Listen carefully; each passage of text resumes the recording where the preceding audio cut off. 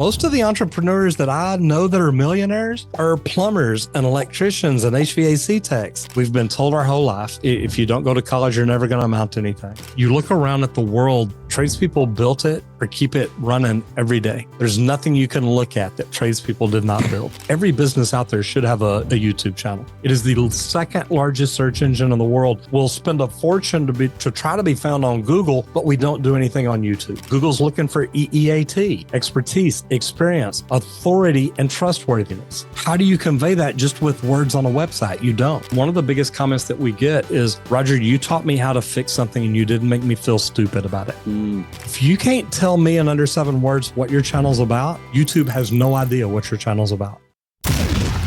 You're listening to the Real Business Connections Network. Real Business Connections Network. Powered by Balbert Marketing, LLC. Subscribe now and check us out at realbusinessconnections.com. Enjoy the show. So Roger Wakefield, I did a search today. I guess I spelled business wrong, but business podcast, and I don't know how to spell business. And I don't find myself anywhere, brother. I don't know what I'm doing wrong, because when I type in the word plumbing, Roger Wakefield Plumbing Education, subscribe, you come up first. So let me unshare this darn screen and ask you the most important question of the day. How the heck did you do that? It's consistency. I knew when I got into YouTube that I was trying to grow a plumbing company. So I knew that if people were searching plumbing, I wanted to be the guy that they found. So we literally made sure that every video we did, every thumbnail we made, every description we wrote, it all ties back to plumbing. It all looks at plumbing. And now that I coach YouTube, people come to me and are like, do me a favor and, tell me what I can make the most money in. It's like, well, number one, on YouTube, you're going to make the most money doing something you love. I love plumbing. And that's all we talk about on our channel. Now, we may get into marketing for plumbing. We may get into water heaters, toilets, garbage disposals, anything at all. But everything we do talks about plumbing.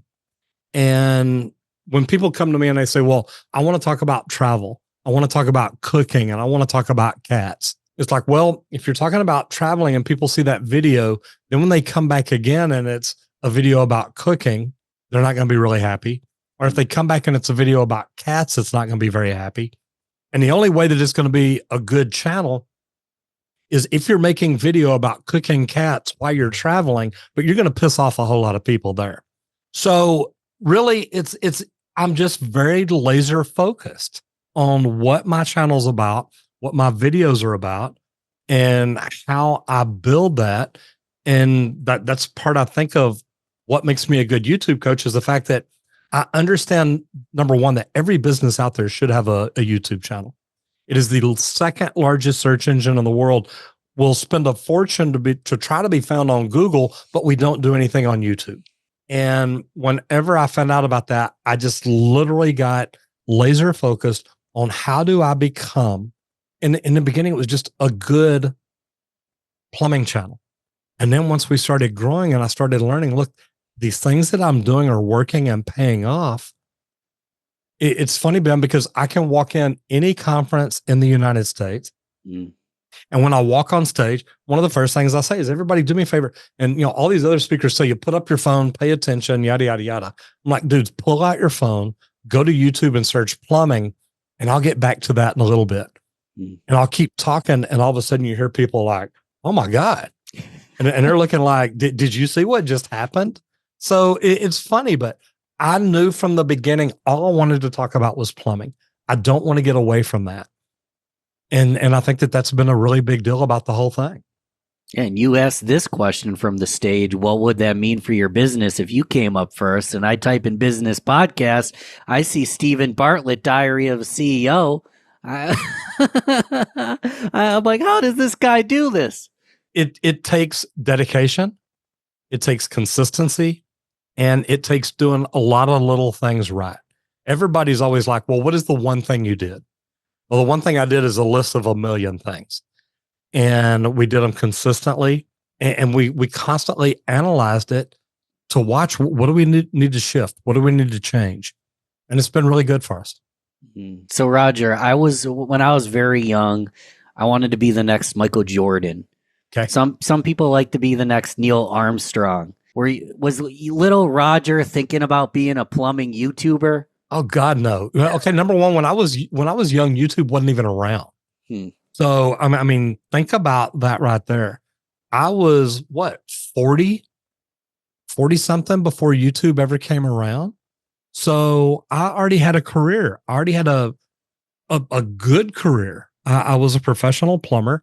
I've had a license, God, since the 80s, and a master plumber probably since the early 2000s. So when YouTube came around, to me, to be honest, Ben, I didn't even know it was a search engine. I thought it was just a place that stored videos. And once I found out it was a search engine, literally 30 days later, we started getting serious about our YouTube channel. How do we grow it? How do we make videos? How do we do this? And that was such a big deal. And truthfully, I think every entrepreneur in the world should look at YouTube and say, if people can search plumbing there and find Roger, what do I have to do to get them to search, business podcast or HVAC or roofing or whatever it is? What do I have to do to get them to find me when they search that? And that's literally the way we looked at it. So you got started. A lot of listeners, if they haven't got started and they haven't published on YouTube, second largest search engine in the world, it's not a bad time to start, right? But I'm not charismatic. I'm not good on video. I don't know what to say. Like, I don't know what I'm doing. It's funny because people tell me all the time, I've got a face for radio. And it's neat now, Ben, because people will come up to me at trades conferences and they look at me and they're like, oh my gosh, you know what? You're funny. And it's like, I never tried to be funny. I was just making videos. But I enjoy what I get to do. I love plumbing. I have always loved it. I thought it's amazing. I think that there's so many kids out there that can't go to college. Either they can't afford it or that they just really don't know what they want to do when they grow up. So I'm like, look, get in a trade, become a plumber, become an electrician, become an HVAC tech. Those are the three skilled trades that normally take a license in each state. And I'm like, get into that for a year or two. If nothing else, you learn how to work with tools. You learn how to work with your hands. You learn systems and processes to put things together. That's going to help you the rest of your life. If you just go to college and goof off for 4 years and then get out and get a job doing something else, to me, you're 4 years behind the kid that walked out and walked into the plumbing program and said, I want to be a plumber. Because now he's getting out making $80,000 to $100,000 a year. And you got out of college and you're like, man, I still don't know what I want to be when I grow up. So that's the way I look at it.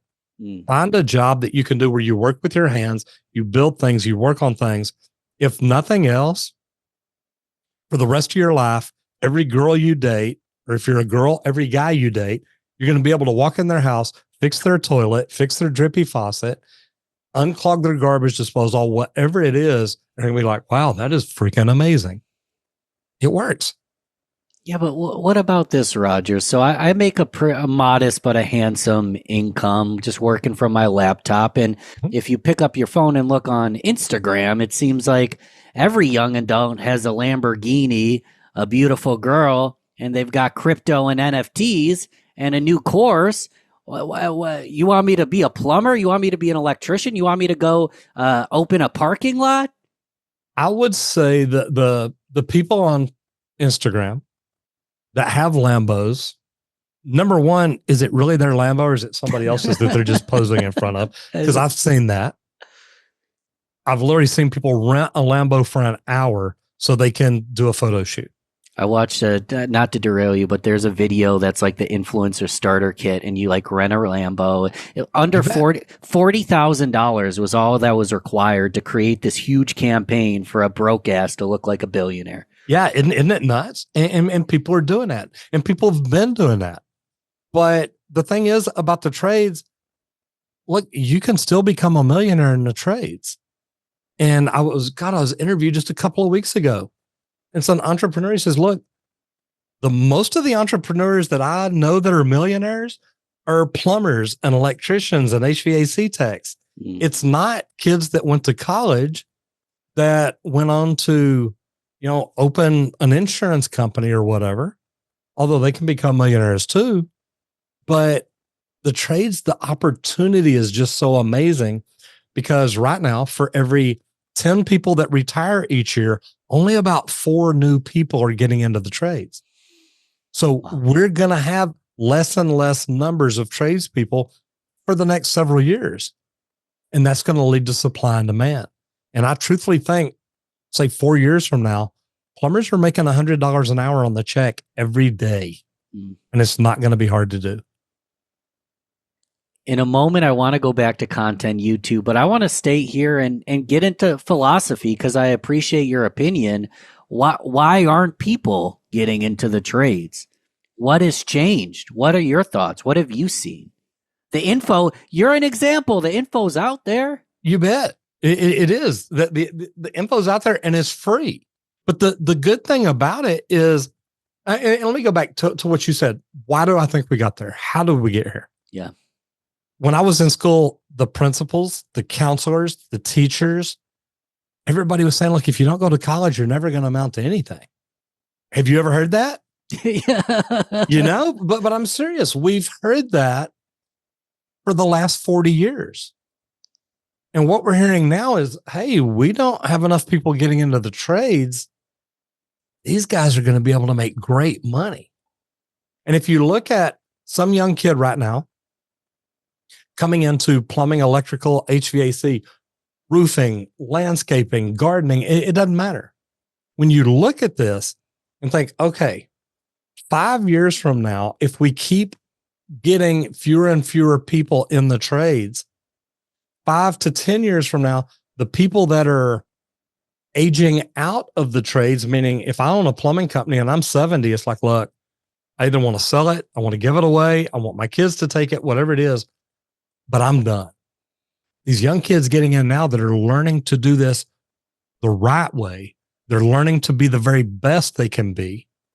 These are the kids that are going to be the entrepreneurs, and they're going to be making millions of bucks while other people are out in the field working because they've learned how to grow up and learn and manage a business. And I think some of the greatest opportunities out there, I mean, not what we're talking about today, but you talk to entrepreneurs. If you're an entrepreneur that knows how to run a good business, start reaching out to some of these plumbing companies and say, hey, or what's your exit plan? Most of them don't have an exit plan. Their exit plan is, I'm going to work till I die. Well, if you're a good entrepreneur that has systems and processes and KPIs and knows how to look at numbers and run a business the right way, you can probably walk in one of these smaller plumbing companies and say, hey, look, I want to take this over. I want to buy you out. You can maintain a percentage. So now you have an exit plan, but I want to grow this like a business. I want to invest in marketing. I want to invest in social media. I want to invest in employees, training them to be better. Everything that you would do at a normal company. Do these things in a small plumbing, electrical, or HVAC company, and you can bring your entrepreneurial skills into a trade that maybe it was a plumber that has never been trained on how to run a business. He never got educated on it. He's just kind of pieced it together and made it work. You bring in a skill set like that and work with that plumber. Now you are an investor in a residential service company, and this plumber loves you for it because now you've given him an exit plan, and you can both do really, really good. So you put it perfectly, but to reiterate and simplify, I can just partner with somebody that already has a business established if I have the modern skill sets to take it to a different level. You bet. And most entrepreneurs do. They've been in business. They understand marketing. They understand pay-per-click ads. They understand SEO. They understand things that most plumbers, I hate to say it, don't really know. And when a new marketing company comes to us and says, hey, man, we checked your website. It's horrible. We can really make you grow. It's like, okay, let's talk. Well, first thing they want to do is rebuild your website. I spent $47,000 to make my phone stop ringing because marketing companies really rip me off every day. And that's when I started learning social, because I'm like, look, I've got to do something that I have control of. So 40K plus. Wow. What are people doing that's wrong? And then what did you do that was right? I think the first thing that marketing companies do that's wrong, then every time a marketing company called, the very first thing they want to do, we need to rebuild your website. Every time. I have never had a marketing company come in and say, hey, you know what? Your website's pretty good. Let's SEO it and fix it up and really make that phone ring. Mm-hmm. They come in and say, oh God, we need to completely rebuild it. And it adds up. It adds up a lot. And I've literally paid a company to rebuild my website. They launch it. All of a sudden the phone's not ringing, not like it was. And they're like, well, now we need to SEO it. It's like, wait, what? You SEO'd the old website. Yeah, but we finally got this one rebuilt now, and now we need to SEO it. And it's like, why didn't y'all SEO it when you built it? Yeah. And they're like, oh, well, this is just an ongoing process. This is something we have to do. Now, the more I know about it, if I had a marketing guy across the table tell me that today, I'd pick up a pipe wrench and hit him or something and be like, dude, don't blow that up my tail. I've learned so much. And now, I'm studying SEO now, because websites, Google doesn't just look at your website anymore. They look at all the parameters. If I'm talking about plumbing on YouTube, on LinkedIn, on Instagram, on TikTok, and my website's about plumbing, they look at all that and they're like, wow, you know what? This guy really is talking about plumbing everywhere. Google's looking for EEAT, expertise, experience, authority, and trustworthiness. How do you convey that just with words on a website? You don't. But if you can show them social media, look, I really do this and do it well and get good reviews and do all this, now your EEAT goes up. So Google points at you maybe more than the $100 million a year plumbing company that just has a great website. And this is things people aren't talking about. Oh, and expanding on that, if you have a website, Google owns YouTube. You've got a page on your website that's optimized based on the plumbing keywords, and it has a big old YouTube video with a high retention rate.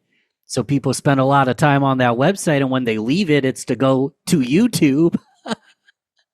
It just seems like common sense. Like, we could talk about keyword stuffing all day, but if you're engaging the audience, don't you think that they're going to, the powers that be, whatever they may be, are going to recommend someone who's engaging? So I think it's fair to assume you create some engaging content. Is that what you're doing right? I think that's a lot of it. I think we create engaging content. I think we communicate well with our community. We don't just post and ghost. We don't just put a video out and never go in and reply. I can't tell you how many hours I've spent just sitting here going through comments and replying. And I don't do a lot of the automatic replies, the stuff that's pre-programmed. I want to communicate with them. So that's been a big deal. But also getting in, other channels and leaving comments about what they're doing right or what they're doing wrong. And people see you there and they're like, oh my God, this is Roger. And he's over here commenting on this video. And it works. It's just putting yourself out there and treating your community like you love them. I forget the podcast name, so I'm not forgetting on purpose, but I was listening to a podcast and they talked about it on it, that someone left a review, and I'm just going to make these names up completely. It's, wow, Ben, I really love this plumbing podcast. It's second in my queue behind Roger Wakefield's plumbing podcast. And they were joking about how hilarious it would be just to go to every podcast in your industry and silently name drop your podcast. I love it. So people leaving those reviews are like, oh, this is second in line. But that's all about starting conversation. So you find a lot of people post and ghost. They don't start a conversation. Or are we just narcissistic and selfish? Are we not trained well? What are your thoughts? You know, and I think we are narcissistic to a point. When you listen to Warren Buffett, he says, look, if anybody didn't know me, came into my life for a day, a week or something, they tell you, look, he's a narcissist. He says, but I'm not. I know what I'm trying to build and I know what it takes me to do it. And I think that as creators, we see what we want. We see it in our head. And it's like, look, if we'll do this video this way, or we'll do this. I'm not a big podcast listener. I always listen to them on YouTube. Don't ask me why. I never had anybody sit and explain, like, here's how you find podcasts. Here's how you find the good ones. Here's how you listen to it. And I'd go in and search YouTube before I knew it was a search engine. Hey, I want a morning motivational today, or I want leadership today. And I mean, when you look at what we're doing in our podcast now, I started a podcast almost 2 years ago, I guess, year and a half ago. And I bring in other people and I talk to them about what was it like for you getting in the trades? What was it like for you to become a really good tradesman? What made you want to become one of the best? And then about starting their business, and then about how are they growing it? Are you networking? Are you using social media? Are you using just paid marketing? So these are things that literally everybody in the trades needs to know, because one day they may have that aspiration to step up and own their own company. That's the Trade Talk? The Trade Talks, yeah. Trade Talks podcast. So I'll put that in the notes, obviously, to go subscribe to that. Let's circle back. So you're a plumber, career plumber, master plumber, incredible at what you do. You realize YouTube's a search engine. You want to get on there so you can rank, be consistent. I already joked about the fact that some people just don't feel like they're charming. Like, you got a face for YouTube. You're a nice guy. You're charming. You're funny. Those are beneficial. What other than consistency were you doing right? Because there's YouTube channels with 1,000 videos and 800 subscribers. Can we get tactical on what did you do wrong? And then we'll get into what you did right. You know, I think in the beginning, what I did wrong is I thought I could do it on my own. I was at a conference, found out about YouTube. On the flight home, I left early because I had a radio show in Dallas on Saturday morning. So I left midday Friday, early mid-afternoon, something like that. Didn't even get to stay for the final keynotes or anything. But there's nobody in the seat next to me on the plane, Ben. So I've got my laptop, my iPad, my notebook, and all the little notepads that they have at these conferences that you scratch stuff down on. And I've got all this in front of me. And I'm literally coming up with an implementation plan on the plane on the way home. And I'm looking at every session that I went in, every workshop that I went in, and it got down to two. It got down to, do I learn to be a speaker, speak on stages, or do I learn YouTube? And it's like, which one is going to help me the most now? And I really thought I need to do the YouTube first. So I got home, and that was March of 2018. I went to 2 YouTube conferences later that year, and I ended up hiring my first coach who helped me the beginning of next year. And it went really good. It was me and my stepson in this weekly training. After probably 8 or 10 weeks, it was only me and my son left. And I asked him about it. I said, well, where's everybody else? He said, well, some of them quit because they didn't have time for it. He said, some of them I fired because they weren't doing things right. I think that what I did wrong is not invest in myself and learn more about YouTube in the beginning. And we can all practice at everything, but if we practice doing it wrong, we're just going to get better at doing it wrong. There's people that I watch on YouTube to see what they do and how they do it. And, it's R&D. It's not research and development. It's rip off and duplicate. And that's what we're all doing. Look at other people, see what they're, I have people literally message me. I love the way you did this video. I'm going to make one better. Good. I love it. Yeah. And we had this plan after we started doing YouTube and hiring coaches, more than one. We started looking at how do we get 1% better every video? Is it a better thumbnail? Is it a better title? Is it a better video quality? Is it better audio quality? What can we do to get better? And we still look at that every day. Can we do anything to get better? What improves our product, our video? And it's a big deal. I love this. Stephen Bartlett, Dyer's CEO, was talking about at a conference just adding an exclamation point. He has quotes in his thumbnails. Adding an exclamation point raised the click-through rate by like 1%, which is 1%. That's 1% better. So let's, as an example, because we could get really in the weeds with YouTube. Let's talk about one very high performing video. So I'll give you a moment to think about that, a very high performing video.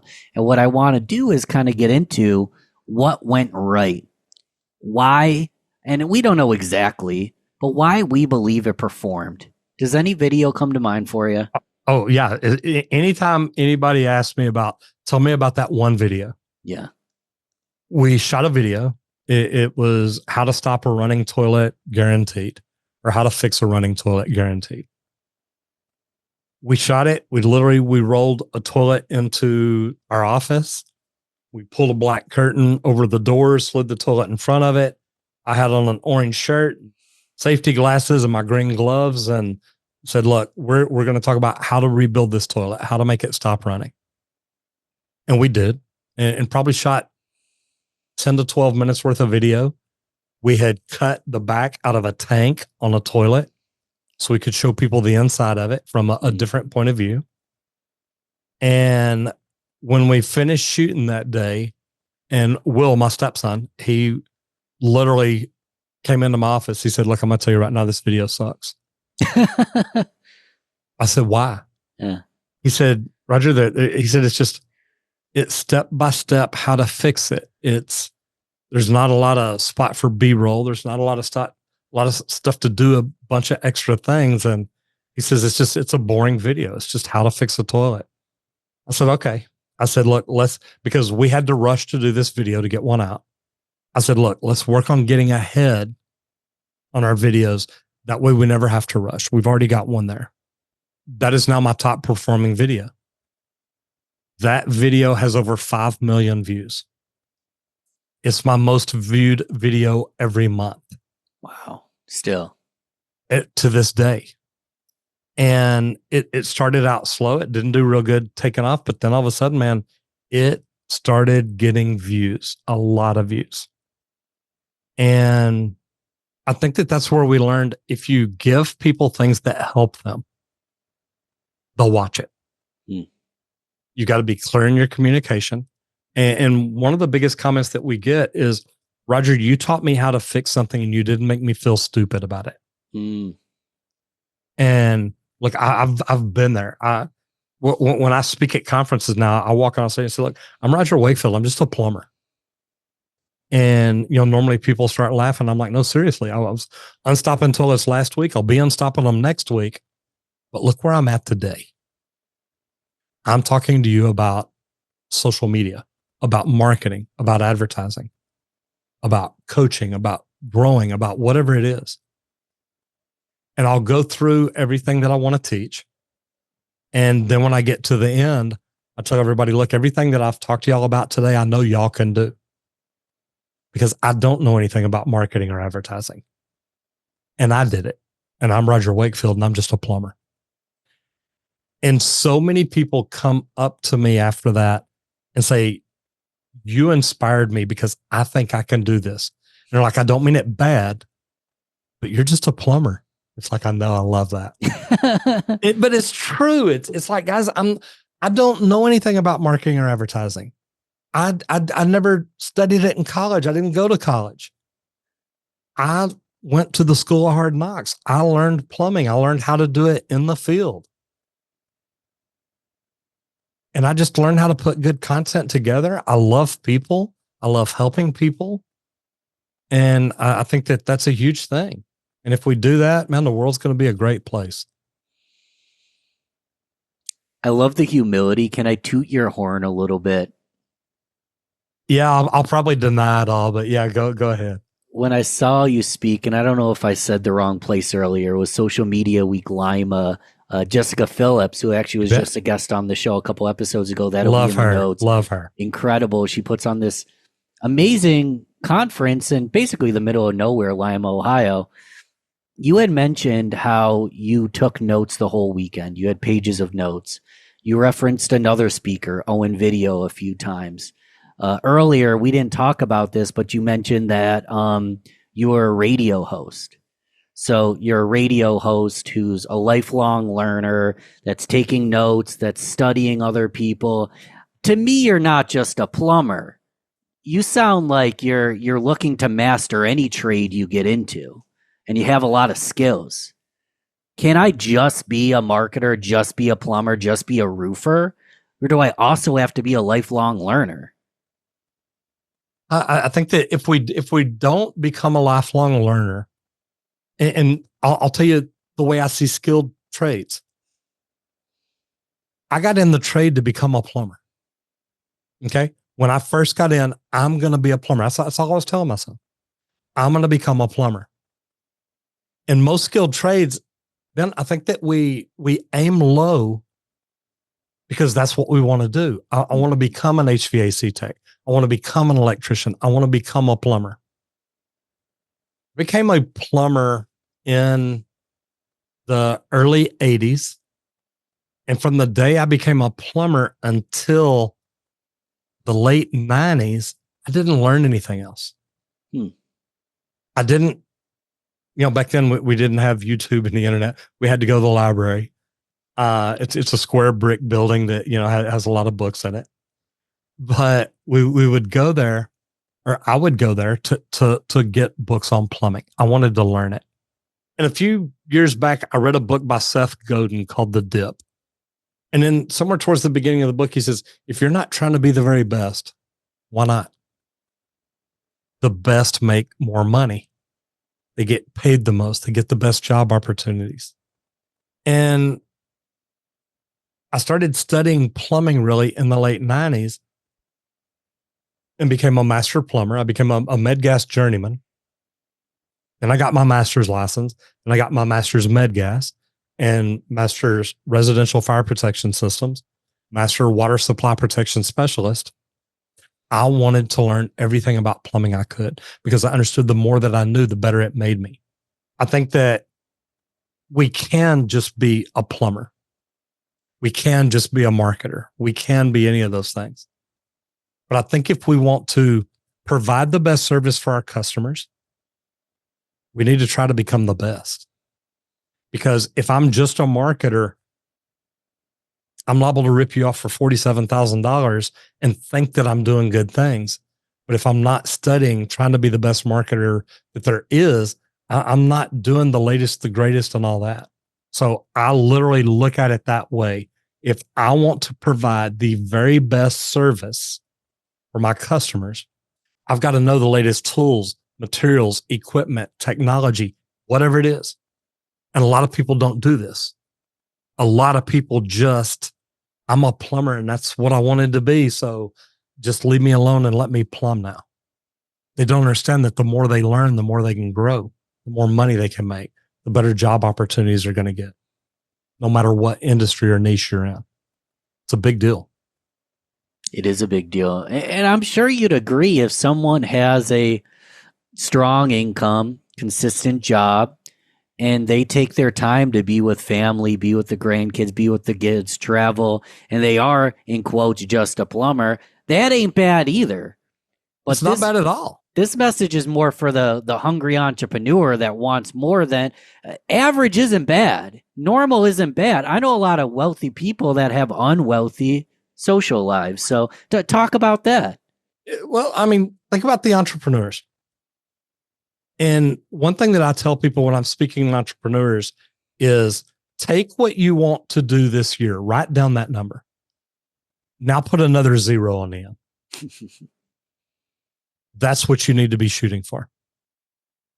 Because we write down a number that's comfortable. We're like, look, I made 120 grand last year. Man, if I'll aim for 124, that's a 10% increase. That means I'm going to have to work 10% harder. Yeah. That's great. But what if you made that 1.2 million instead of 120,000? Now you've got to look at, okay, what do I have to change? What do I have to start doing? What systems and processes do I need in place? What, and not even what, who can I hire to help me get here? Don't ask what I have to do. Who can help me do this? Because if it's all on my shoulders to increase everything 10 times, that's a lot of work. But if I bring in the right people and put systems and processes in place, I can make that happen. And I truthfully think any entrepreneur out there can make that happen. They've just got to look at what they're doing, how they're doing it, and what could they do different. You can either charge more for your services, sell more services, or come up with new things to sell. Figure out how to do that. And social media is a great way to do it. And I like your point of hiring talent. We talked earlier about partnering. Do you find a lot of people, the best way to do it? I'm a master. The best way to do it is to do it myself. And we go out trying to do it alone. Yeah, I interviewed a guy on a podcast earlier, and he's doing $5 million a year. But he says, I'm still out in the truck sometimes running out to help people on calls. And Michael Gerber was my first coach that wrote the E-Myth. And the one big thing that I remember him telling me is when I met him, because I went to a conference and I'd drawn out all this stuff that I'm wanting to build in my plumbing company and the way I wanted to do it. And when I got called up on stage, he's reading through it and he's telling everybody about it. He said, man, this is good. This is really good. This is great. He said, you've been doing this. You've been thinking about it a while. I said, yes, sir. He said, good. And he kind of hands it to me and I start to walk off and he pulls me back. And I come back and I look at him and he said, Roger, in order to do this, you have to fire the plumber. And I looked at him, I said, but Michael, I'm the plumber. He said, exactly. You got to bring people in that will do it the way you do it. That way you can move up and be the entrepreneur working on your business, not working in your business. And it was like, wow. Let's round it out with a couple assignments or pieces of advice on YouTube. You've done it. I have. And not only have I done it, I've helped other people do it. So I see what it takes. Can I make 3 categories for us? Absolutely. We're going to talk to the beginner who hasn't published a video. We're going to talk to the intermediate that has a YouTube following, has content, but is struggling. And then we're going to talk to someone advanced that maybe doesn't have the highest click-through rate or quite as much. They haven't 10x the amount of views. Like they see the vision. So let's start with the beginner. I haven't even published yet. What would you say to me? Well, I would say to you, number one, do you video your podcast? Do you do this? What do you do?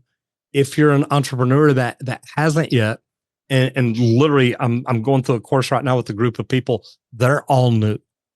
The very first thing I tell people is in under 7 words, tell me what your YouTube channel is about.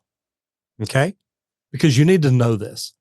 And I've had some big YouTubers reach out to me and talk to me and say, look, I want to do what you're doing. I'm like, okay. And they said, I can't, people search my word, my niche, whatever it is. I don't come up. I'm like, okay.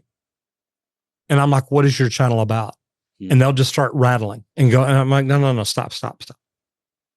In under 7 words, what is your channel about? They're like, well, I can't really tell you in under 7 words.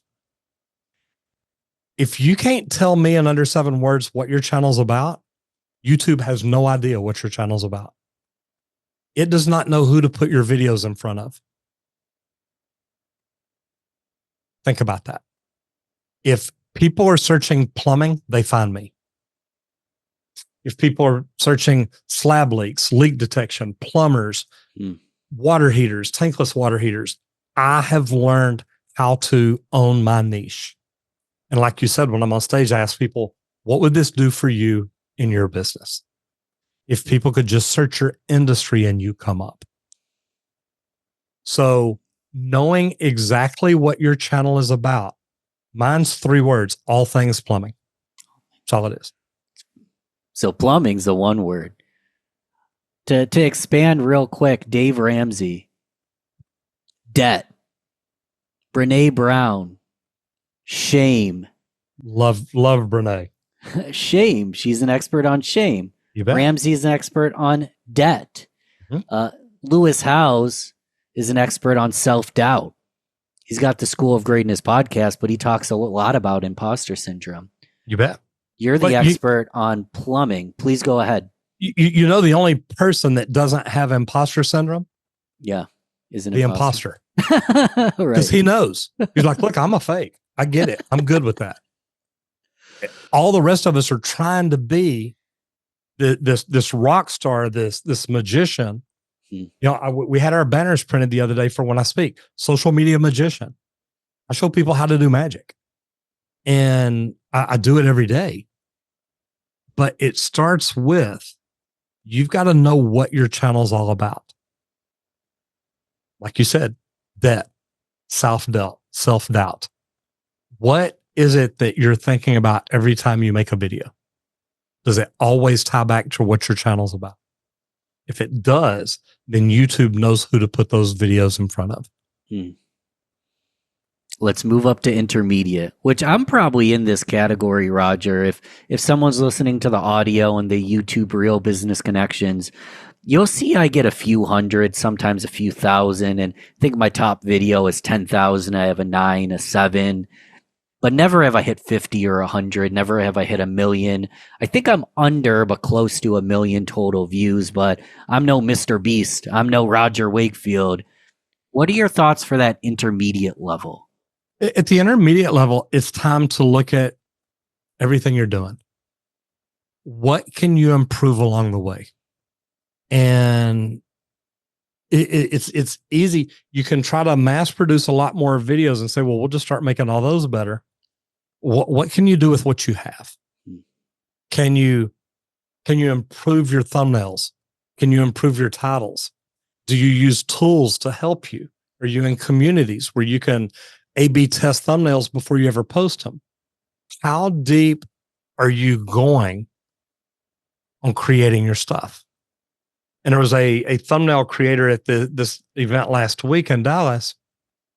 And literally he said, look, there's some videos, the thumbnails, he said, I'll spend 15, 16 hours on. Wow. And he says, because I know what kind of detail I want. I know that how I want it balanced. I know what I want it to look like.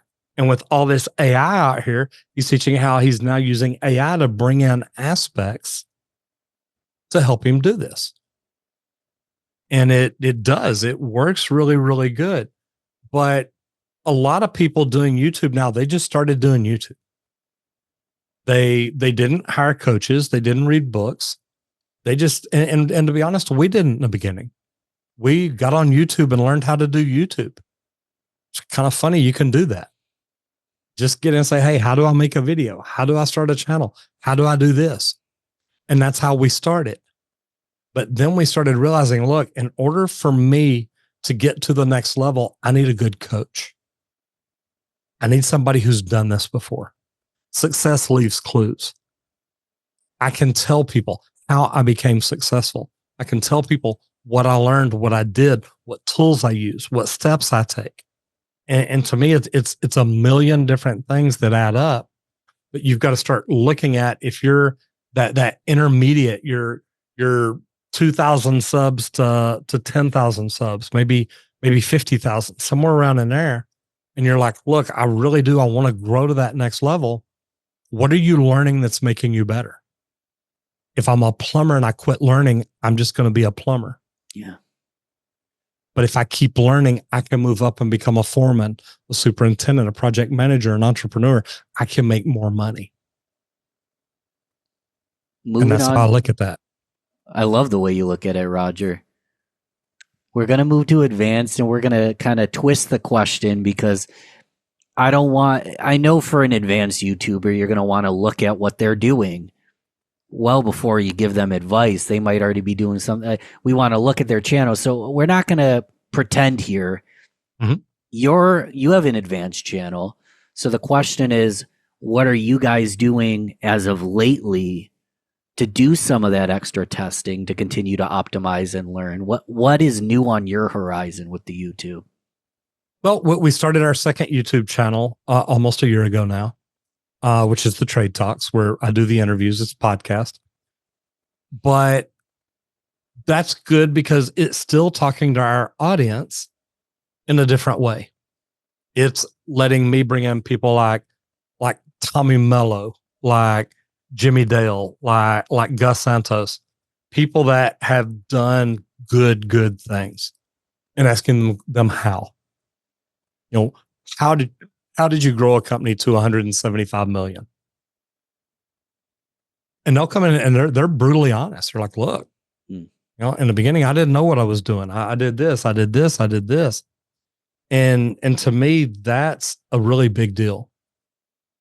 I think that for an advanced YouTuber, you've got to start looking at what kind of revenue are you generating? You talked earlier about courses. We've got an app. We've got courses. We've got training. I've got group coaching. I've got one-on-one coaching. I've got all these little things because people see what I do and they reach out and they're like, look, I want to do exactly what you did. Well, who better to coach them on it? I mean, I've done it and been there. I've literally had some of the biggest, there's probably 8 or 10 that I would say really great YouTube coaches that I know in the world. And 2 or 3 have reached out to me and said, look, what is it you do different? And I think that's great because I've learned from them. So I love giving back. But I think that once you get to that next level, now you've got to start looking at what kind of revenue are we generating? Are we monetizing as many ways as we could? Are we doing affiliates? Are we doing sponsorships? Are we doing brand deals? Are we selling courses? Are we selling training? What are we putting together to make this a complete business? And then the last big thing that I would tell any one of these levels is always look at this channel with an exit plan. Is your plan to grow it and sell it? Is it just to grow it until you're tired of growing it and you're like, okay, I'm done. I'm going to walk away and keep bringing in money for a while. This is a business. And to me, you've got to learn to look at it like a business from the very beginning. If you've got a partner, it's like, okay, what revenue do we get to where we start saying, okay, look, it may be time to sell the channel. I know a guy that had a channel smaller than mine, probably 100,000 subs smaller than where I'm at now. He had about 525 to 575. Sold his channel for $26 million. Wow. Because they wanted his audience. Yeah. They wanted those people to advertise to. And if you look at it right now across our social platforms, we're generating about 10 million views a month. Somebody big in the plumbing industry, a plumbing supply, a product manufacturer, they would be smart to walk in and say, hey, we're just going to buy you outright, because now they own the channel and they can start making videos about the things that my community would want to buy from them. And what a better way to sell it than through organic social media. It doesn't cost you anything once you buy it. I've built it. You can build it or you can buy it.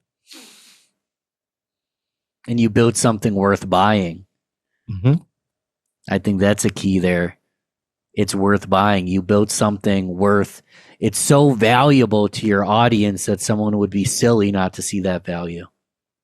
And I agree. And the funny thing is, and this is what I teach people in the trades, if you're growing a company, grow a company that you never want to sell. Make this company so good that it makes you money and it's easy to make. Meaning, if I've built a plumbing company and I've got the right people in place that are running it, I can get on my phone in Hawaii and say, wow, you know what? We made a lot of money today. Great day. Yeah. Because you got the right people in place. Build a company that you never want to sell. Because then when people come in and say, look, I'm going to buy your company. You're like, well, I don't think you can afford it, but okay. What a great attitude to have. So, Roger, thank you for the time. Thank you for the wisdom. I already did it live. I exposed myself. If I type plumbing into YouTube, you come up. I was unsubscribed, so no shame. If someone's unsubscribed, they can just type in plumbing, subscribe. Looks like you got the trade talks as well.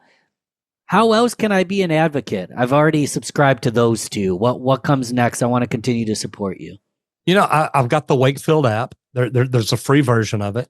So literally you can get on the computer, you can get on your phone, anywhere. If you're on the computer, you go to wakefield.app. If you're on your phone, go to where you get your apps and just put in Wakefield app. It's, you know, I did something similar to John Maxwell. I love the Minute with Maxwell. It's motivational. It makes me feel good. And he's talking in reality. And that's what I've put together for the tradespeople, that there's nothing out there to motivate tradespeople. We've been told our whole life, if you don't go to college, you're never going to amount to anything. And you look around at the world, tradespeople built it or keep it running every day.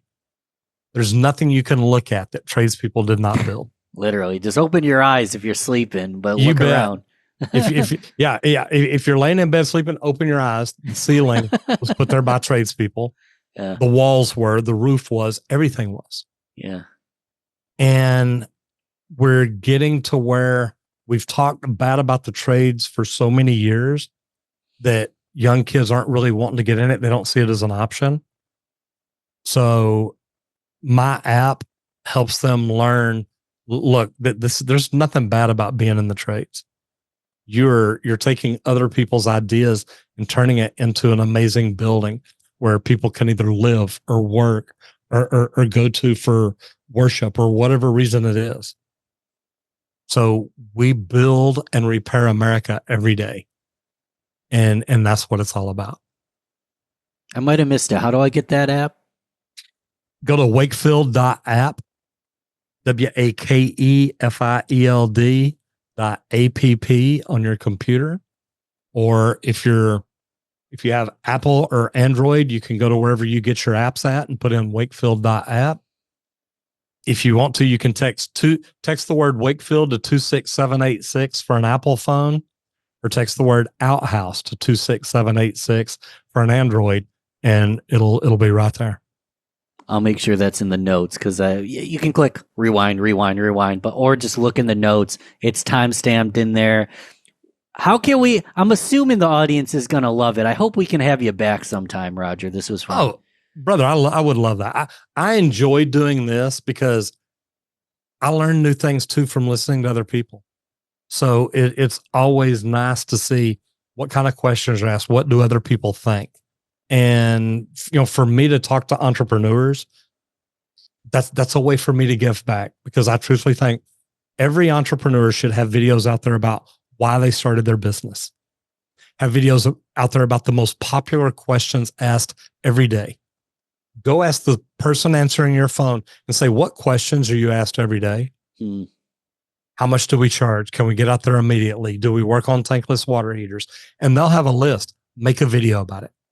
Now, in the future, when they call, you can tell them, hey, look, I'm going to send you a link to a video where Roger really explains this himself. And I think that you'll like it, because it'll tell you more about us, about our company, and about why we do what we do. And when people see you and they're listening to you, people buy from people they know, love, trust, and they're connected to. This helps you become connected to your people before you've ever done a job for them. And that's what true entrepreneurship's all about. I got the worst joke ever, but it's coming out right now. Drop the plunger, Roger. Drop the proverbial mic, the plunger. There you go. There you go. That was the worst dad joke. I got to work on that one. But drop the mic, man. It was fantastic. I appreciate your time today. Ben, thank you. This has been fantastic.